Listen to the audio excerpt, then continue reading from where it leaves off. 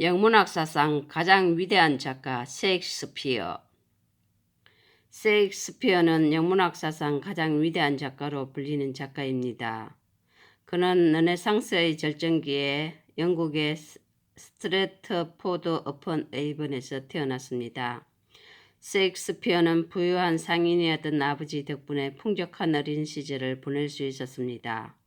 그러나 1577년경부터 집안이 기울기 시작하면서 학교를 그만두고 집안일을 도와야 했습니다. 베니스의 상인은 두 가지 이야기가 옷가메의 날실과 시실처럼 엮여진 작품입니다. 바사니오와 포사의 사랑, 안토니오와 샬록의 재판, 그것입니다. 이 작품 속에서 두 이야기는 선과 악을 상징합니다. 선이 악을 물리치는 결말은 희극에서 많이 선택하는 형태입니다. 현명한 포사의 활약으로 승리를 얻는다는 밝은 내용이지만 그 이면에는 당시 영국인들이 유대인에게 갖고 있던 차별의식과 적대감이 드러나 있기도 합니다. 일방적으로 유대인인 사일록과 그가 믿는 유대교를 부정적으로 묘사하고 있기 때문입니다. 한여름밤의 꿈은 셰익스피어의 희곡 중에서 가장 뛰어난 작품으로 평가받습니다. 요정의 사랑이라는 꿈이 인간의 사랑이라는 현실과 엮였다가 풀리면서 마침내 웃음을 자아내는 것이 특징입니다. 마지막으로 로미오와 줄리엣은 두 주인공의 비극적인 사랑으로 인해 비극으로 보기도 하고 오랫동안 대립되던 두 집안이 화해하는 결말로 인해 비극적인 성격이 강한 희극으로 보기도 합니다. 셰익스피어의 희극이 다른 희극과 다른 점은 등장인물들이 터무니없이 우스꽝스럽지 않다는 것입니다. 우리와 똑같이 아파하고 갈등하다가 행복하게 결말을 맺을 뿐입니다. 바로 이런 점 때문에 셰익스피어의 작품이 오랜 세월 동안 사람들의 사랑을 받는 위대한 작품으로 기억되는 것이 아닐까 싶습니다. 그럼 안의 내용으로 들어가 보겠습니다.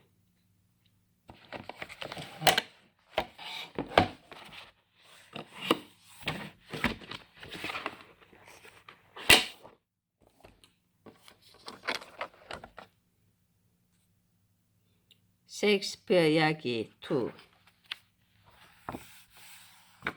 이 글은 우리 아이가 아주 어렸을 때 자는 머리맡에서 읽어주었던 내용입니다. 그것을 표시한 것입니다.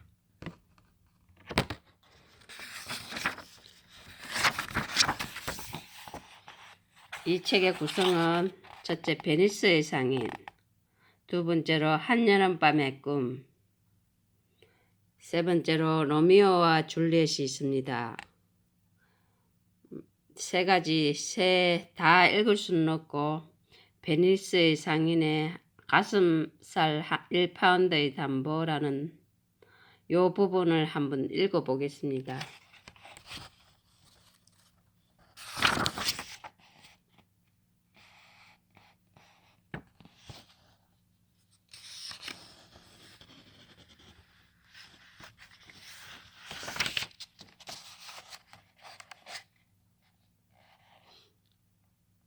가슴살 1파운드의 담보. 베니스의 무역상인 안토니오는 친구 그레시아노와 함께 부둣가를 거닐고 있었습니다. 바람이 점점 거세지는군. 안토니오가 바다를 바라보며 근심스레 중얼거렸습니다. 이제 그만 가라앉을 때도 됐는데 바람이 가라앉아야 자네 배가 목적지에 무사히 도착할 테지. 그레시아노도 험한 날씨가 걱정스러웠습니다. 걱정 말게, 이 정도 바람은 끄떡없으니. 그러면서도 안토니오는 무거운 표정으로 바다를 바라보았습니다. 사실 그는 이번에 전 재산을 털어 향료를 샀습니다. 그것을 내 측의 배에 실어 보냈는데 일이 잘못 무사히 끝나면 엄청나게 큰 돈을 벌 테지만 풍랑이라도 만나면 큰일이었습니다. 그만 가세. 안티오니오가 시내 쪽으로 발걸음을 돌렸습니다. 그때 또 다른 친구 바사니오가 두 사람을 보고 쫓아왔습니다. 여기 있었군. 날 찾았나? 안토니오가 물었습니다. 사실은 바사니오가 말을 잇지 못하고 슬그머니 고개를 돌렸습니다. 무슨 일인데? 그 여자 때문인가? 그 여자란 벨몬트에 사는 포샤를 말하는 것입니다. 포사는 얼굴도 아름답고 인품도 훌륭하여 많은 남자들로부터 청혼을 받고 있었습니다. 바사니오도 그녀를 사랑하고 있었지만 청혼을 못하고 있었습니다. 재산을 모두 탕진하여 벨몬트에 갈 여비가 없었기 때문입니다. 여보게, 자네 그동안 자네에게 신세를 많이 졌다는 건 알고 있네. 하지만 이번에도 신세를 한 번만 더 지세. 벨몬트에 가면 3,000 디카트 정도는 있어야 해서. 자네가 그런 말을 하다니 섭섭하군. 안토니오는 바사니오의 일이라면 언제라도 기꺼이 도와줄 마음이 있었습니다. 그런데 지금 마치 우정을 의심받은 느낌이었습니다. 미안하네. 벼룩도 낯짝이 있어야지. 한두 번이어야 말이지. 바사니오가 쑥스러운 듯 머리를 걸쩍거렸습니다. 하지만 당장에 돈이 없으니 어디 가서 빌려야겠네. 내 신용만으로도 빌려줄 때가 있을 것에. 정 급하면 샬롯에게 가면 되고.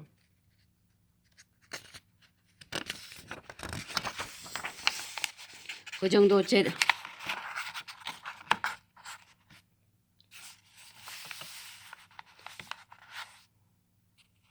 정도 재력이라면 3,000 디카트는 당장 줄 수 있을 것일세. 샬록이라는 말에 바사니오는 깜짝 놀랐습니다. 샬록은 유대인 고리대금업자로 안토니오가 몹시 싫어하는 사람이었습니다. 안토니오는 길거리에서 그를 만나면 침을 뱉고 욕을 하기도 했습니다. 그러나 돈은 급하고 안토니오의 재산은 내 측의 배에 실려 있으니 어쩔 수 없는 일이었습니다. 가세, 샬록도 내가 보증을 선다면 돈을 내줄 것에.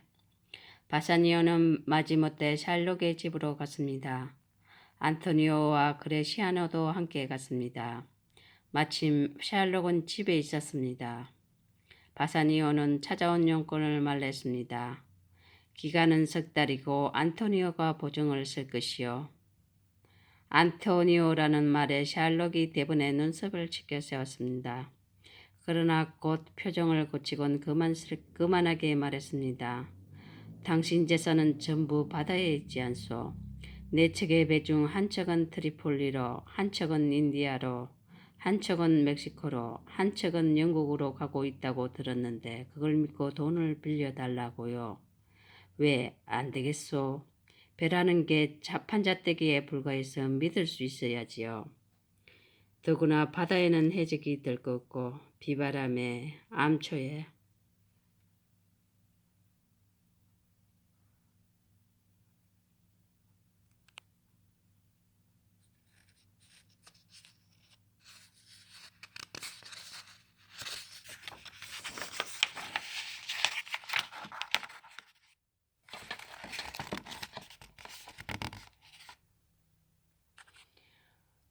바사니오는 다 틀렸다고 생각했습니다. 그때였습니다. 하지만 당신이 보증을 쓴다면. 샬록이 눈을 가늘게 뜨고 안토니오를 보았습니다. 돈을 빌려주지요. 그간 당신이 내게 한 일을 생각한다면 당장 내쫓고 싶지만 어쩌겠소. 사업인데요. 샬록이 그런 말을 하는 것은 당연했습니다. 안토니오는 아무에게나 무이자로 돈을 빌려주어 베니스의 이자율을 낮춰놓는 것으로도 부족해서 샬록만 보면 이거더니 고리대금업자니 괜히 하며 욕을 해댔기 때문입니다. 언젠가는 옷에 침을 뱉고 발을 걸어 넘어뜨리기도 했습니다. 네, 언젠가 우리 유대인을 대신해 제자를 혼내주리라. 그때마다 샬록은 이를 갈며 다짐했습니다. 난 이제껏 이자 없이 돈을 구었지만 이번만은 예외로 하겠어.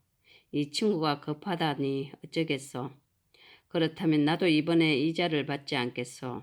대신 공증인에게 가서 계약서에 도장을 찍어주시오. 조건은 계약서에 명시된 금액을 제때 갚지 못하면. 샬록은 갑자기 말을 끊고는 야비한 웃음을 지었습니다. 이건 장난삼아 하는 얘긴데 만약 약속한 날짜에 돈을 갚지 못할 경우에는 위약금으로 보정인의 가슴살 1파운드를 베어내는 것이요. 어떻소? 가슴살 1파운드. 바사니오와 그레시아노가 동시에 소리쳤습니다. 그렇게 놀랄 것 없어요. 농담으로 하는 소리니까. 설마니 내가 양고기나 염소고기처럼 안토니오의 살을 먹을까봐 그러오. 아무리 그래도. 바사니오가 곤란한 듯 말하며 안토니오를 바라보았습니다. 그러자 그레시아노가 나셨습니다. 이건 고리대금보다 더 잔인한 짓이요. 하지만 안토니오는 도장을 찍겠다고 했습니다. 어차피 2달 안에 그 9배가 넘는 돈이 생길 테니까. 아니네, 차라리 내가 포기하겠네. 바샤니오가 괘씸한 듯 일어섰습니다. 가슴살 1파운드라니 생각만 해도 끔찍했습니다. 그러나 안토니오는 허허 웃었습니다. 어차피 농담이라는데 왜 그러나. 그럼 조금 있다가 공증인 사무실에서 만나도록 합시다. 좋소이다. 샬록은 새어나오는 웃음을 참으며 작별 인사를 했습니다.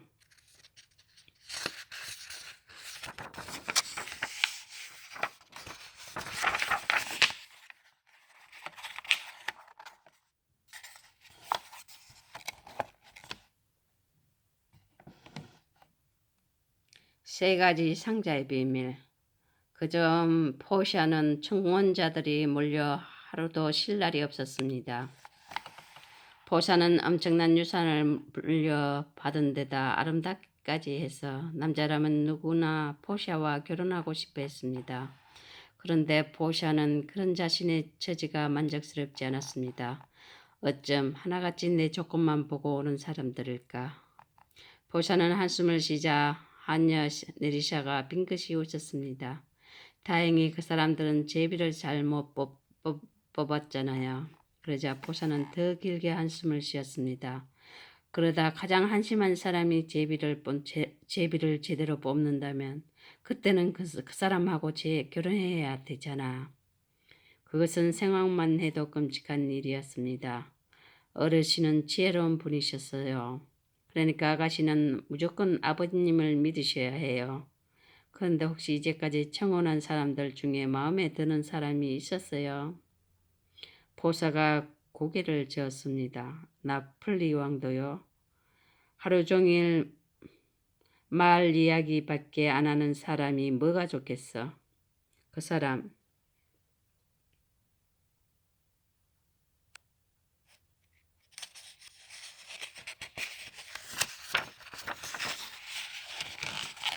그,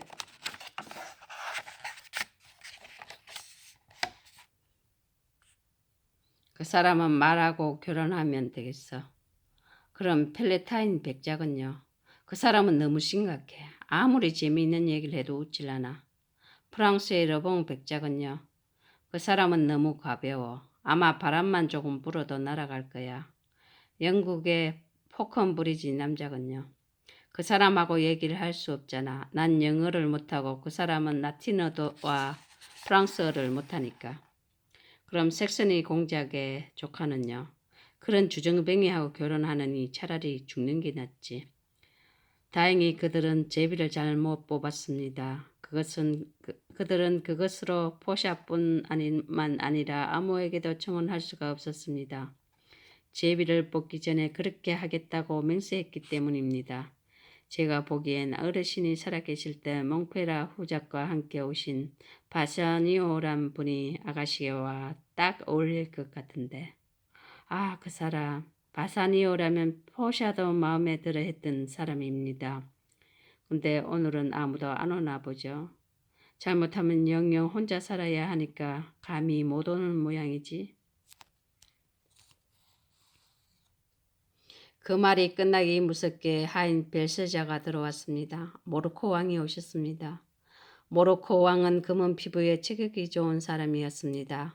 포샤, 내 얼굴에는 천하장사도 겁을 내고 내 체격에는 아름다운 처녀들도 녹는답니다.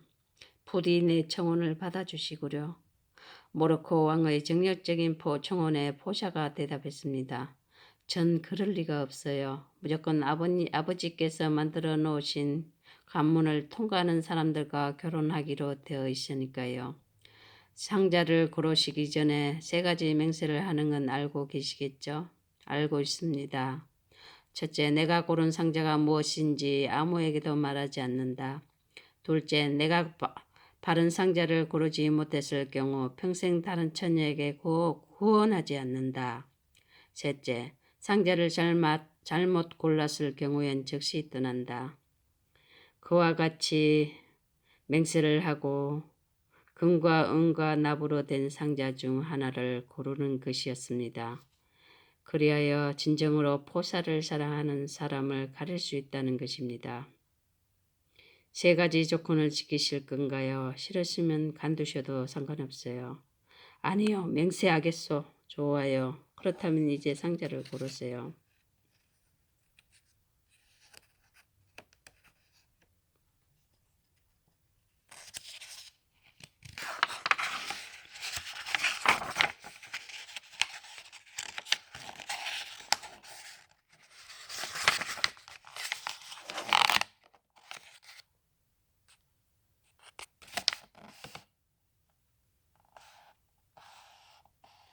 포샤는 모로코 왕 앞에 있는 커튼을 열었습니다. 커튼 안쪽에는 탁자가 있었습니다. 그 탁자 위에 3개의 상자가 있었습니다. 하나는 금으로 된 상자였고 하나는 은으로 된 상자였으며 나머지는 납으로 된 상자였습니다. 금 상자에는 나를 고르는 자를 원하는 것을 얻으리라. 은 상자에는 나를 고르는 자는 신분에 맞는 것을 얻으리라. 납상자에는 나를 고르는 자는 모든 것을 내놓고 운명에 맡기라 라고 쓰여 있었습니다. 이 중에 한 곳에 제 초상화가 들어있어요. 그것을 고르시면 저와 결혼할 수 있습니다. 저서 이번 기회에 내 운명을 시험해 보겠소. 모로코 왕은 먼저 납상자를 보았습니다. 모든 것을 걸고 운명에 맡기라니 마치 무슨 경고문 같았습니다. 그는 곧바로 은상자로 눈을 돌렸습니다. 신분에 맞는 것을 얻게 된다니 그것은 자신을 두고 하는 말 같았습니다. 재산이나 교양이나 가문으로 보았을 때 포샤의 남편감으로 조금도 모자람이 없다고 생각했기 때문입니다. 모로코 왕은 은상자를 향해 손을 뻗었습니다. 그런데 그때 문득 금상자 쪽에 마음이 더 끌렸습니다. 원하는 것을 얻게 된다니 포샤를 두고 하는 말이 아닐까. 내가 지금 원하는 것은 바로 포샤니 말이다. 고민 끝에 모로코 왕은 마치 선언하듯 금상자를 가리켰습니다. 적을 고르겠어. 열쇠는 여기 있어요. 포샤가 열쇠를 내주자 모로코 왕은 서둘러 상자를 열었습니다. 이게 뭐야? 상자에서 나온 것은 해골이었습니다. 해골의 눈에 쪽지가 씌워져 있었는데 쪽지에는 이런 글이 있었습니다. 빛나는 것이라고 다 금은 아니라네. 화려한 그 모습에 속아 목숨을 잃는 경우도 있으니 황금 무덤에 구더기가 끓는 것을 왜 모르는가. 아, 에스카도다. 그대같이 현명한 사람이 어찌 이런 결과를 얻었을까요? 그대에서 오는 이미 물거품이 되었으니 부디 잘 가시오. 모로코 왕이 떠나자 이번에는 아라곤 왕이 찾아왔습니다. 아라곤 왕 역시 3가지 조건을 지키겠다고 맹세했습니다. 부디 행운의 여신이 나와 함께 하길. 아라곤 왕은 은상자를 골랐습니다.